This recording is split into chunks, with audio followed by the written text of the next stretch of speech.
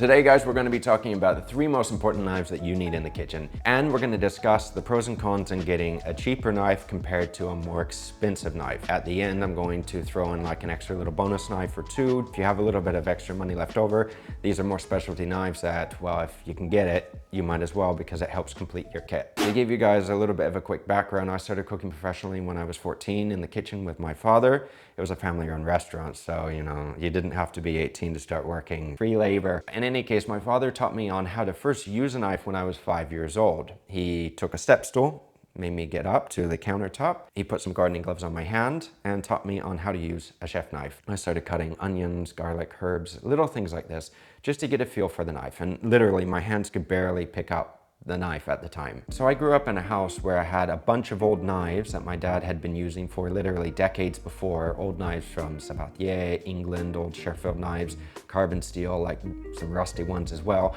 And I never saw the need, literally, on spending $200 or $300 on buying an expensive Japanese knife. It wasn't until I started working in other kitchens besides my family restaurant that I started seeing chefs come to work and kids right out of culinary school with a full kit of Japanese knives. And of course, I also thought that they were very pretty, and I've always wanted a Japanese knife, but I couldn't really afford to buy one because they're quite expensive. Long story short, you will probably see today every single influencer using a Japanese knife, as if that is the most important thing that you have to use to be able to get the job done, which is not. Personally speaking, I don't think that you need to be spending $400 or $500 on a Japanese knife when you can get one for less than 50 bucks that can do the same job. Obviously, there are some pros and cons and some brands that are a little better than others, different qualities and things that you need to look out for, and well, today we'll go over a little bit of that. Now, the first most important knife that I would recommend you having in your kit is a paring knife. Now, what is a paring knife? These are little knives that help you to do the intricate little work that you can't do with a bigger knife like a chef's knife. These are more nimble, they're lighter, and you don't need to spend as much money buying these. And I would actually recommend buying several little ones or cheaper ones,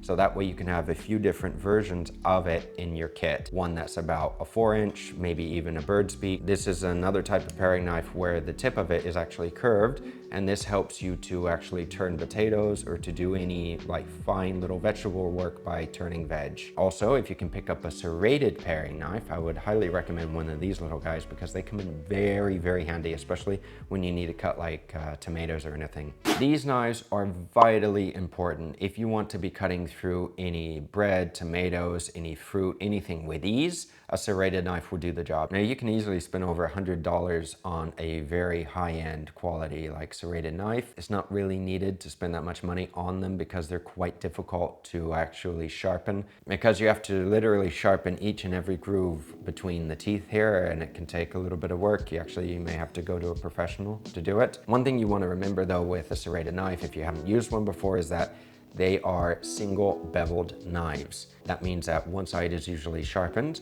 and because of that, the single bevel, you have to cut a little differently. When you slice anything, they may actually go to the right or to the left, depending on which side the bevel is on. You can also get these in like right or left-handed. So if you are a lefty, you don't have to buy the righty version of a serrated knife. You can actually get the left-sided version, and it would probably be a good idea if you find that. The chef knife is the most important knife in your kit, and it is important that you buy a good one, but it's not necessary that you spend a lot of money. So it's actually better to spend less money on buying like a cheaper one and having it and practicing with it instead of spending a lot of money on one and then being afraid of using it because you may break it. Oh, me.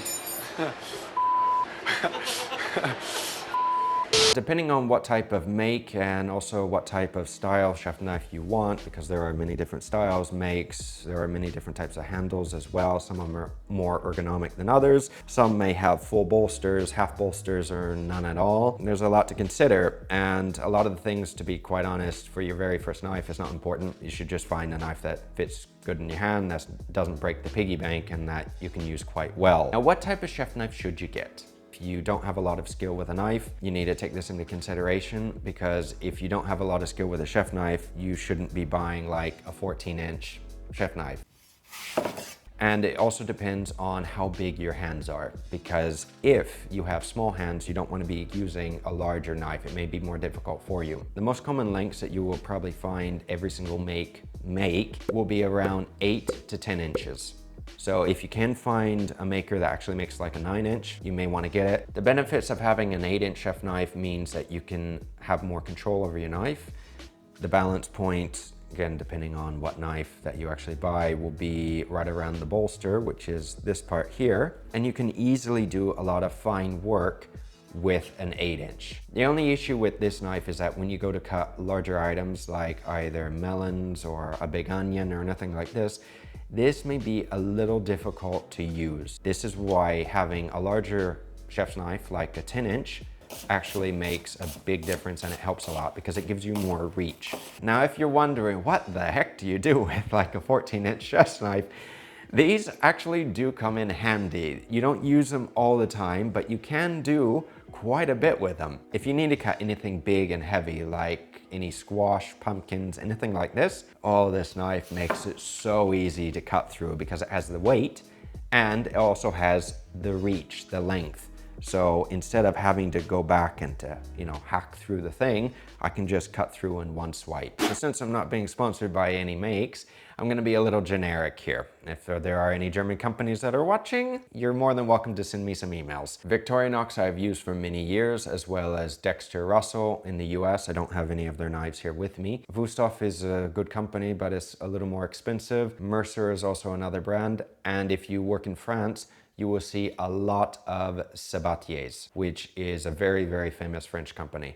The quality is not the same as the German companies though. If you don't have a lot of money to spend, I would recommend to look at Victorinox or Dexter Russell. You could probably get a full set of knives, not just 3, maybe 6 or even more, for less than $200 or $300. So it is something to take into consideration, because if you're going to be starting work, then I would recommend having more than 3 knives. But if you don't have any money at all, you at least need the 3 basics. If you have a little more money to spend, then I would suggest looking at WÜSTHOF. I am quite biased with this company. I do like them a lot. You need to just look at the knives, and I would even recommend going to a knife shop and actually feeling the knife to pick it up and to see how well you like it. With the cheaper knives, you may not like how they feel in your hand, and you probably won't enjoy using them. But if you are doing a lot of production work and you're having to use a knife a lot, having a better knife does make a difference. Now, if you have a lot of money to spend and you want to show off in the kitchen, then by all means, you can spend $400 or $500 per knife and get a very nice knife to show everyone at work. The only problem is that when you break one of these knives, it hurts in more ways than one. It hurts the piggy bank. If you have a beautiful, super expensive knife in your kit and you're working with about 50 other cooks, chances are somebody else is also going to like your knife a lot. So much so that they're going to try to steal this when you're not looking. I have been in more than one kitchen where one of my friend's knives was stolen and they never found who did it. It happens, and it's something that you need to keep in mind. Take this IKEA knife, for example.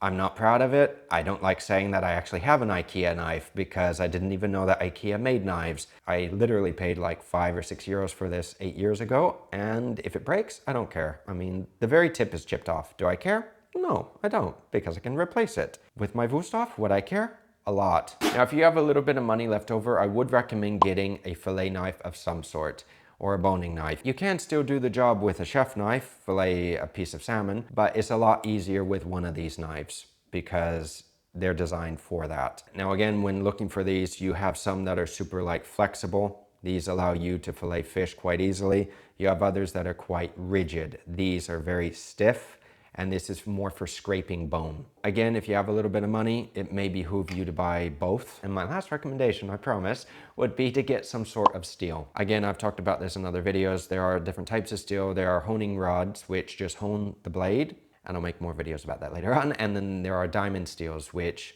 do sharpen the knife. They take a lot of steel off your blade, so you want to use these sparingly. But if you need to just quickly sharpen your blade, you can. Hopefully I've made this video easy and clear for you guys to understand. If you have any questions or comments, then by all means ask me down below. I will leave a few links for a few different types of cheaper knives for you to look at. To basically sum up my comments is that If you don't have a lot of money to spend, you need to set yourself a budget and do not get suckered in, and don't be envious of all the other influencers that are showing off with all their beautiful knives. Because at the end of the day, it's better to buy a cheap one or a couple cheap ones and to practice as much as you can, wear those knives out, than it is to actually buy a beautiful knife that costs a lot of money and to either be too afraid to use it or not to be able to replace it when it breaks. Be sure to hit the like button if you did happen to enjoy this video. Don't forget to hit the subscribe button and the bell notification so you don't miss out on any future content. But if you do want some more information on what you should look for with Japanese knives or Western knives, then check out my other knife videos after seeing this one. Until then, take care, and I'll see you again very soon.